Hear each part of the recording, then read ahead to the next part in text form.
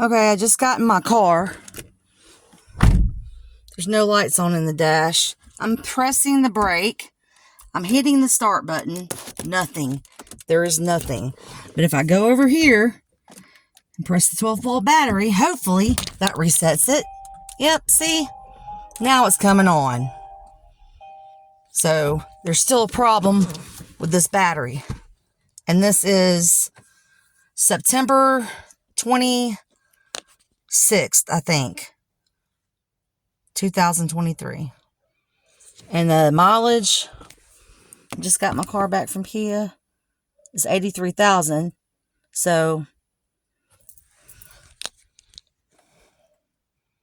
I just got it back from Kia last week.